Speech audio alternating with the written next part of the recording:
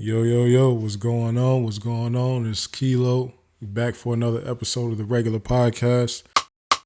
It's real.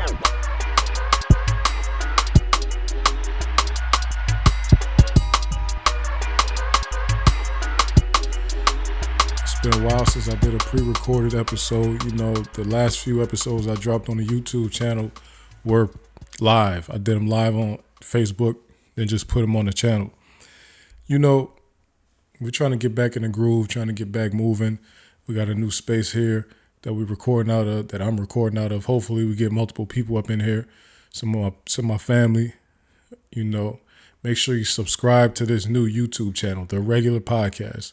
Had to break out the podcast content separate from the DIY and all the other content. You know, sometimes we get a little heavy, opinionated on here. All the DIY people, they don't want to hear that.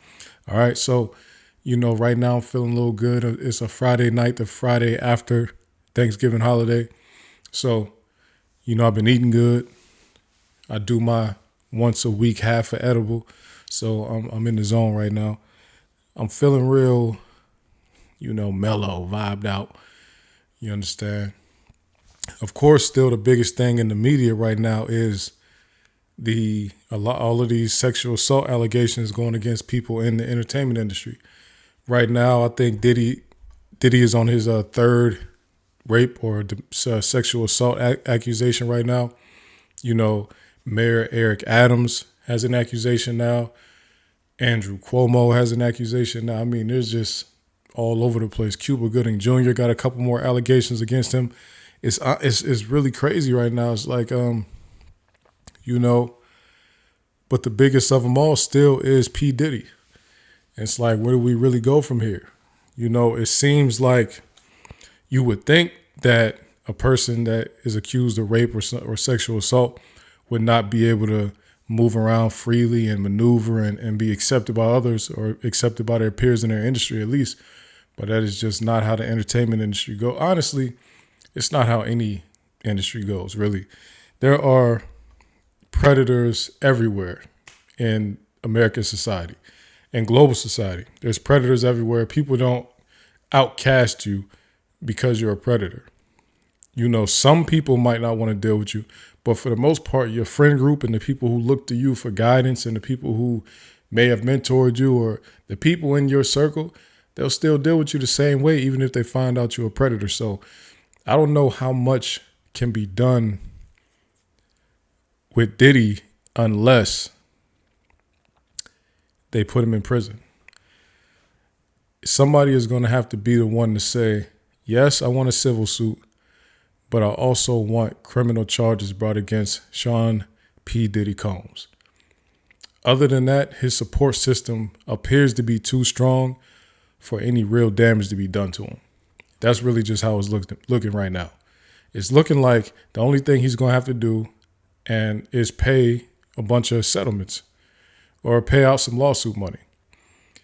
Of course, nobody wants to pay out, but in this type of situation where you're being accused of rape by this many people, having to pay is kind of on the lighter side of what it could be. Because you could get that type of thing put on your name and somebody could actually prosecute you and convict you, and now you have to go into the prison system with that on your name. It's a whole different ball game when you still get to be a rich playboy running around the world, whatever woman you want, because they don't really care that you've been accused of raping other women. You know, a lot of people have been attacking Young Miami right now for her silence on it. I don't think she needs to be attacked because she's not the rapist here. You know, we can keep the main thing. Let's talk about the people actually committing the crimes. But I do think there is something to be said when you can lay down with a rapist every day. There's something to be said about that. If you can lay down with a rapist, you know, you have to have a whole nother level of compartmentalizing skill set. You know what I'm saying? And that, I can't say it, if there wasn't so many other people just in general around the world, and especially in America, that had pervs, pedophiles, rapists, predators all around them every day. If it weren't for that, I would say it has something to do with the young lady's judgment or her character. But it's so normal in our country, in this nation, that you can't really judge her too much when that's everybody's circumstance. I guess you can judge all of us. I don't really know anybody, no sexual predators in my circle, my family. But I can't say they don't exist because I don't know. A lot of times the people who are committing some of these crimes never get caught. They never get outed. So I can't say, that it's not me, but I don't think I have any sexual predators in my circle. But I'm sure most people do because there's too many people that have been sexually assaulted. Now, of course, I believe the majority of the sexual assaults are happening from the same predators doing it to multiple people. I think the predators do it to many different people over a course of their life. I don't think there's like 1-to-1 ratio of perpetrators and victims. That's just me. Now, I do like because I'm not in the larger mainstream entertainment industry. So I'm just a fan, and I want to know what y'all think. What do you think we can do as fans is there anything we can do to stop this, slow this down, or help hinder the furtherance of these type of crimes against people who get in the entertainment industry and people who are around the entertainment industry? Is there anything us as fans can do?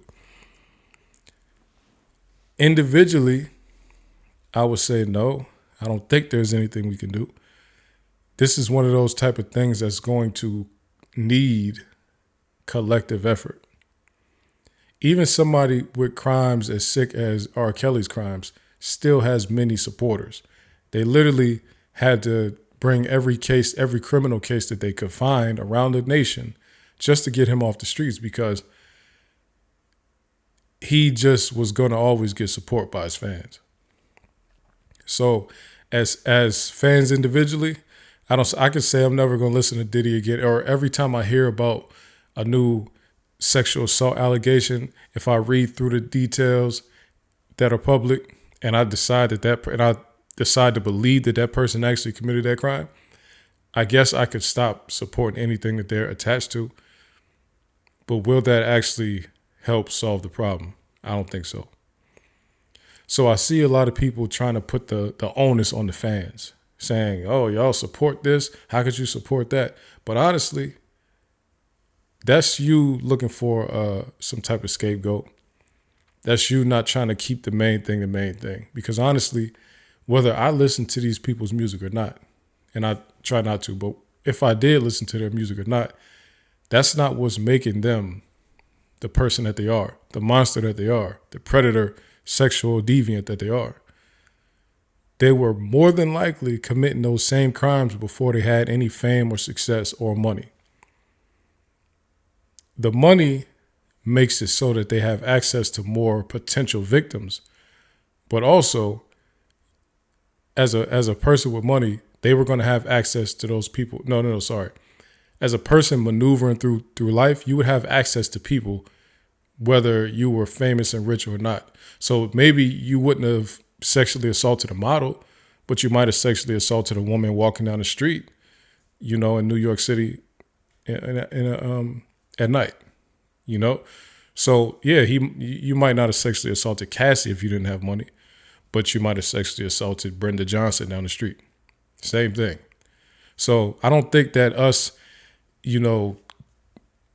streaming their music or us watching movies with these people, I don't think there's anything fans could do. You can't look to blame anybody else except the person actually committing the crime. Unless we enabled them by, helping gather up these women and bring them to the person. Now that's actually, you're an accomplice in that situation. You're not a fan, you're an accomplice, and you're actually providing physical support to that person to commit that crime. That's a whole different ballgame.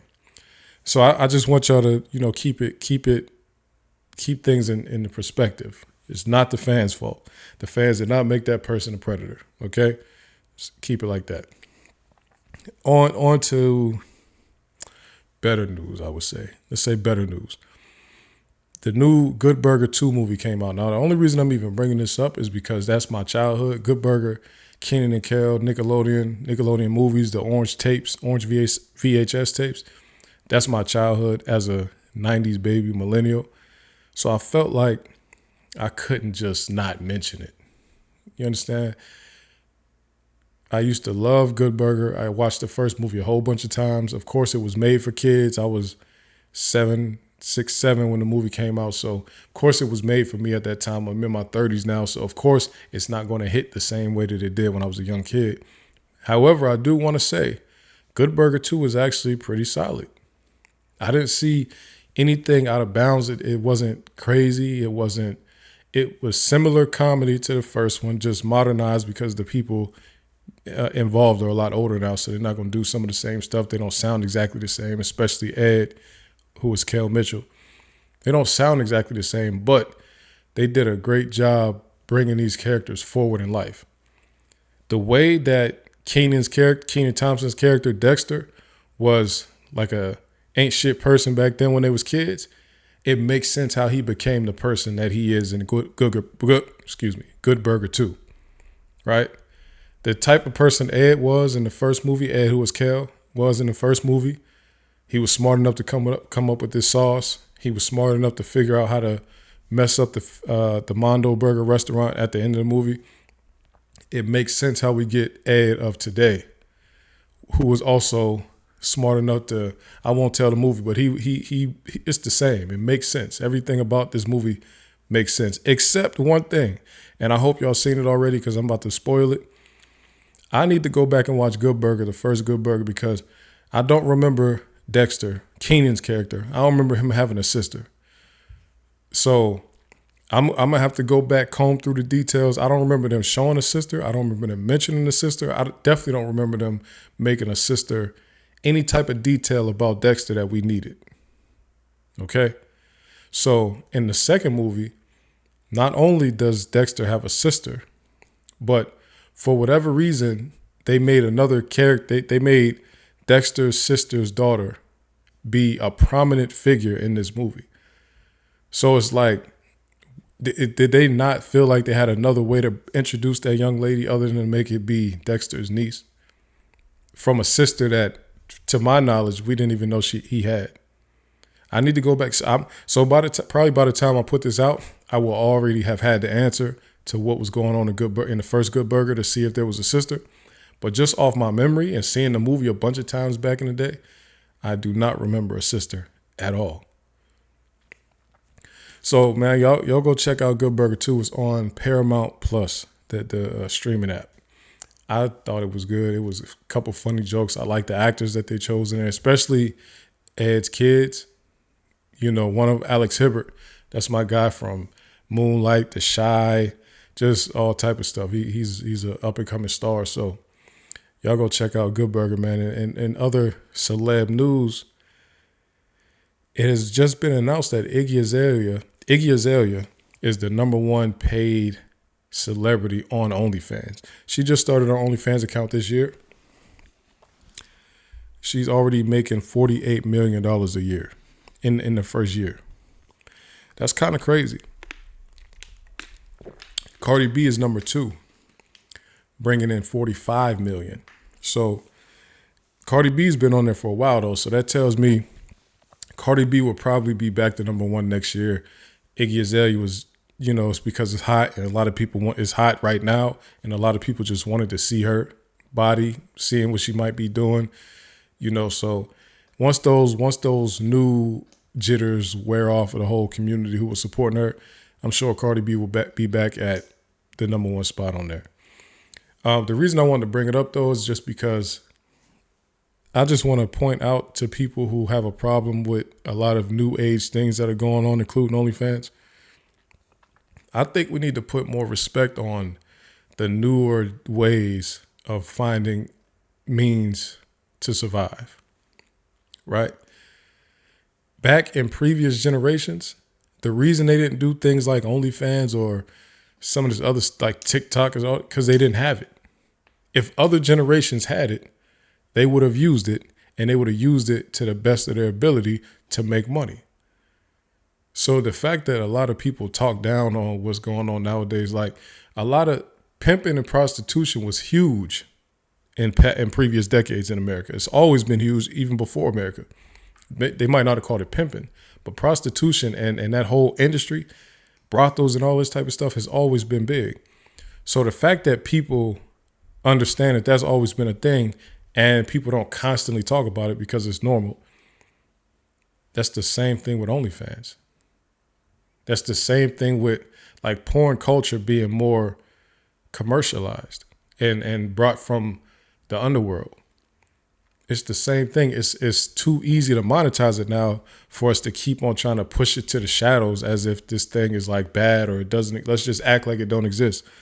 Like, figure out a way to do something within your moral standards to make some money in this vast world that we call the internet and in this on these tools, these social media tools, because OnlyFans is really kind of like a social media platform.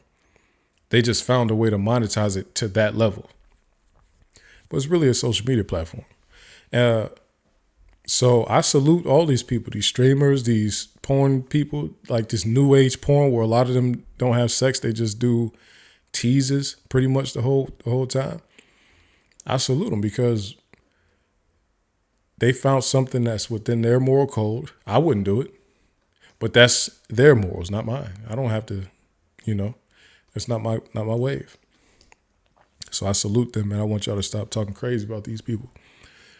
Where we at on time? I can't even see it. Can't see time. I don't even know why I just said where we at on time. How y'all feel about the set, man? How y'all feel about it? It's better looking than anything I had in the past. Got my camera sitting about 5-6 feet away from me. Got a lot of open, empty space in here. So I think in this whole podcasting game, a lot of us up and coming people, we want to figure out like how we going to make money, how we going to grow. And so to me, what I do, and I haven't made money on the podcast itself. I made a little bit of money from the other YouTube channel, my DIY channel, just a little bit, but I haven't made any money on the podcast, but it's just something like a hobby. But I look to like bigger podcasts to see like what type of moves they are making.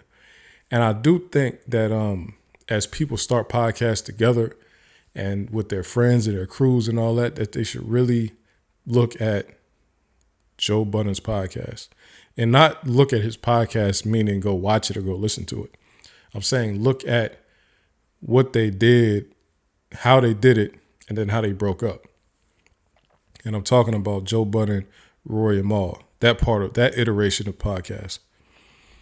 I think that if we just look at all the podcasts that I'm familiar with, I think Joe did one of the best manipulation tactics to steal a business that I've seen, period, in all the podcasts. And we see plenty of breakups, right? We've seen all type of breakups. We've seen people go, they separate a whole bunch of times, but I don't think we've seen one that where a split happened like this and some of the what I would call partners just finesse themselves out of everything. Like normally you got to get robbed on your, like somebody had to do some dirty business, hide some stuff from you, hide something in a contract that you signed or get you to sign a contract while you're in a desperate spot, something like that. But the reason I think Joe was so cold with his manipulation tactic of the Roy and Mal whole debacle, what he did was he put the pressure on them. He kept on mistreating them. It's like a when you're in a relationship, the person that wants to be broken up, but they don't want to be the person to say we're breaking up. So what they do is start acting out, start treating the person bad, and then hopefully that person will dump them. And now you get to be the blame for why we broke up because you gave up on us, that type of thing.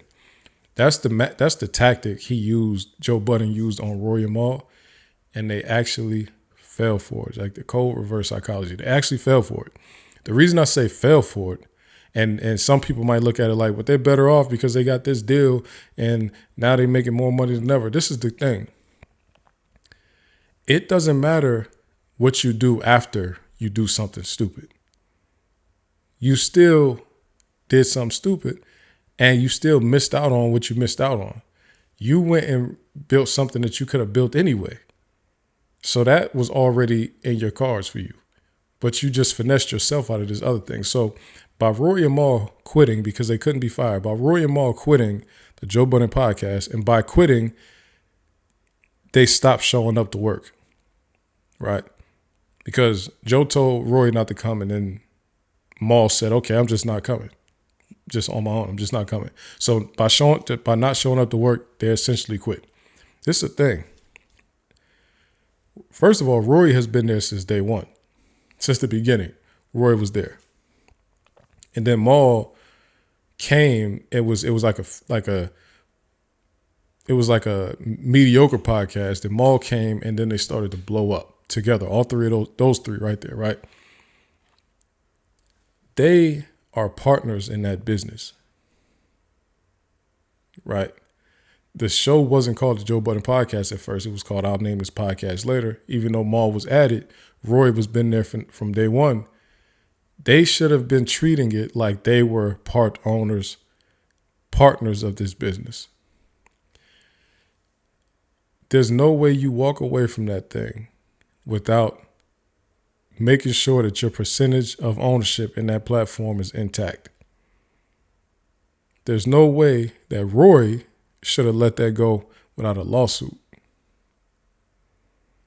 He should have been suing for ownership of the podcast.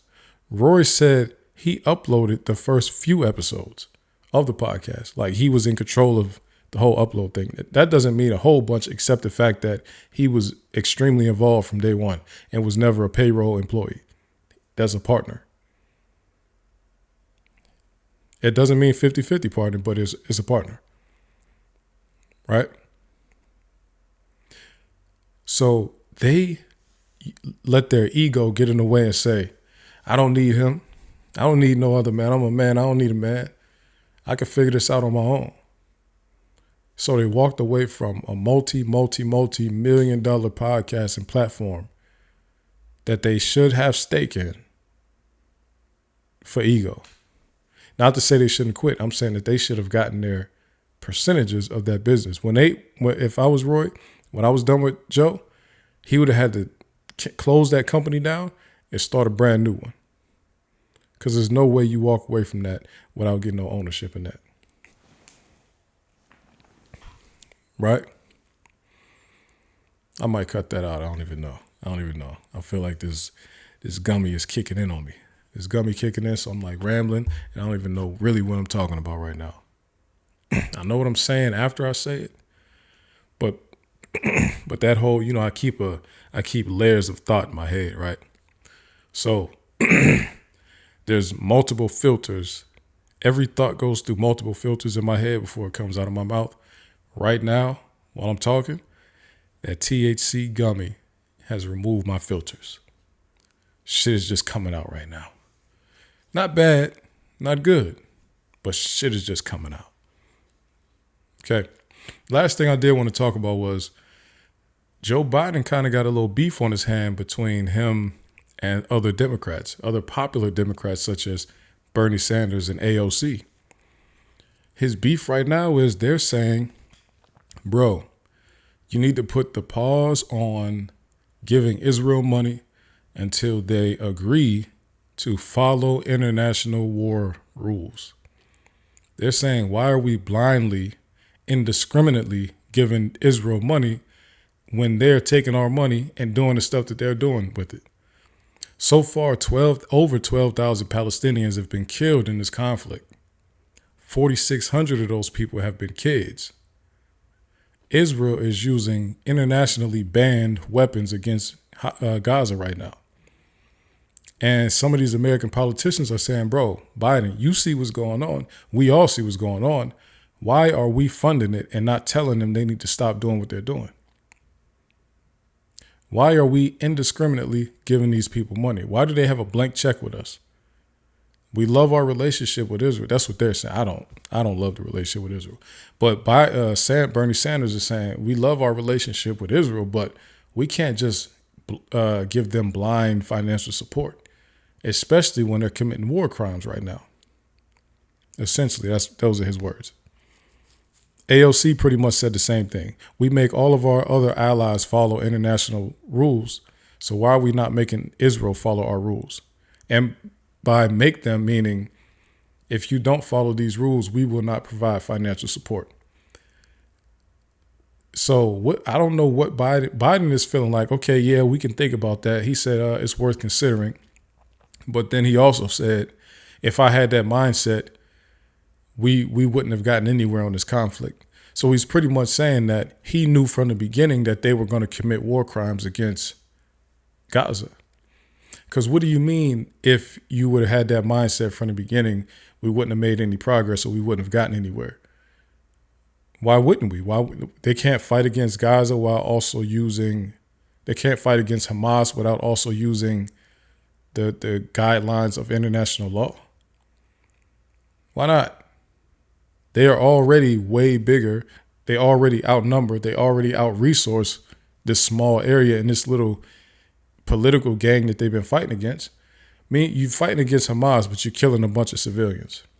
Just bombing stuff indiscriminately. And our money is leaving America and going over there helping them do that. And you know what's funny? You know what's funny about this? Because Israel keeps on asking us. Biden keeps on requesting from Congress to send money to Israel, right? And they're acting like if I send this many $1 billion over to Israel right now, I'm about to get 1 million new bombs in 2 weeks. That whatever they about to get is not going to come for so long. So what the hell are we funding right now? We're giving them money and then they're going to buy something that's going to not even be delivered until the war is over. Probably years over. Like any of these companies that handle big $1 billion defense contracts, it's slow. Everything about it is slow. The whole process is slow. If you get $1 billion right now to spend for defense, whatever it is that you're going to buy probably won't be delivered till 2026, something like that. So what in the world do we keep sending these people billions of dollars for while they're in the middle of a conflict right then? What are they doing with the money right then? Like it's like, what the hell? But I just know that pretty much we are just giving Israel billions of dollars and they're not doing anything for us. That country, there's no American programs that is funded by Israel. Like how we fund their military and their whole way of being, whole lifestyle over there. We fund it, sending them, just mostly their military, but sending them billions of dollars for no reason. They don't fund anything here. They don't even fund if every American should get a bag of chips every day.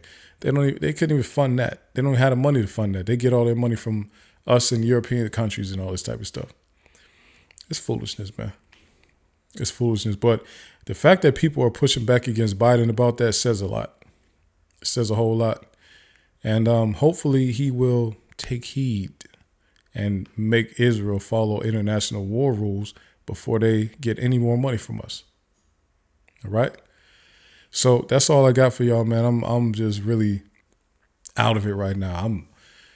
As I spoke through this whole thing, like the gummy it was just hitting and going layers and layers and layers. And now it's full blown. I'm in the Matrix. It's full blown. That's where I'm at right now. So I appreciate y'all for watching. Make sure you subscribe to the regular podcast on YouTube. The Regular Podcast on YouTube. Make sure you follow on Instagram, The Regular Network. If you have any suggestions, if you want to give some Let's Argue topics, you can email me at regpodcast@gmail.com. Get at me like that. We out of here, man. Peace.